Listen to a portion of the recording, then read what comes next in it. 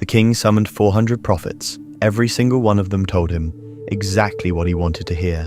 Then one man walked in and said something different. They slapped him across the face, threw him in prison, and fed him nothing but bread and water, because he was the only one telling the truth. This story tells us not to ever take God's prophecy for granted. King Ahab of Israel had a problem. He wanted to go to war to reclaim a territory called Ramoth-gilead, and he wanted the blessing of God on the campaign before he moved. So he did what kings did in those days. He called his prophets, all 400 of them, and all 400 of them stood before the king and said the same thing. Go up to Ramoth-gilead and be victorious. The Lord will give it into your hands. 400 voices, one message, unanimous agreement, every single prophet. But Jehoshaphat, the king of Judah who was visiting as an ally, felt something uncomfortable in his spirit. He turned to Ahab and asked one question.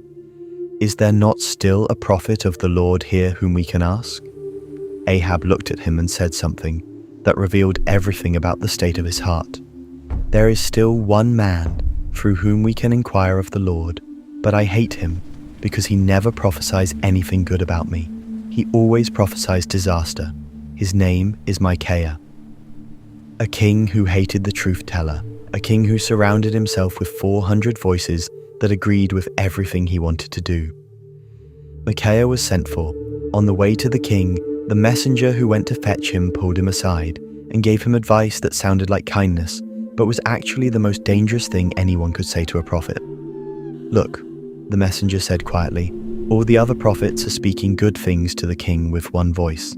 Let your word be like theirs. Agree with them. Tell him what he wants to hear. Micaiah looked at the messenger and gave an answer. As the Lord lives, I will speak only what the Lord tells me to speak. When he stood before the two kings, Ahab asked him directly, should we go to war against Ramoth-gilead or not? And something remarkable happened. Micaiah initially gave the same answer as the 400. Go up and be victorious. The Lord will give it into the king's hands. But Ahab looked at him. He knew something was off about his reply. Then he said, how many times must I make you swear to tell me nothing but the truth in the name of the Lord? Even the king knew the first answer was not the real one. Even the man who hated the truth could recognize when he was not receiving it. So Micaiah told him the truth. He told him that he had seen Israel scattered like sheep without a shepherd on the hills. He told him that if Ahab went to war, he would not come back. He told him that the 400 prophets had been speaking from a lying spirit, not from God. He told him exactly what God had shown him, with complete clarity and complete courage, in a room full of 400 people who disagreed with every word he was saying. Zedekiah, the lead prophet of the 400, walked over and slapped Micaiah across the face. Which way did the Spirit of the Lord go when he left me to speak to you? He said. And Micaiah looked at the man who had just struck him and said, you will find out on the day you go to hide yourself in an inner room. Ahab had heard enough. He ordered Micaiah taken away and thrown in prison. He commanded that the man be fed nothing but bread and water until Ahab returned safely from the battle. Micaiah's last words as they led him away were addressed to everyone. If you ever return safely, the Lord has not spoken through me.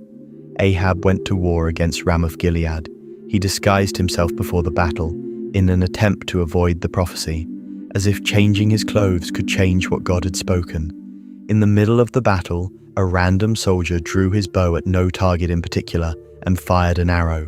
It found the gap in Ahab's armor. By the evening, Ahab was dead. The battle was lost. The army scattered across the hills, exactly as Micaiah had seen in the vision, and Israel returned home without its king, exactly as one man had said they would.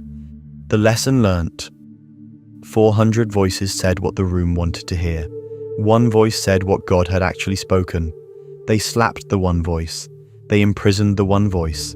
They tried to starve the one voice into silence. But truth does not expire in a prison cell, and the word of God does not change, because the king who heard it chose not to believe it.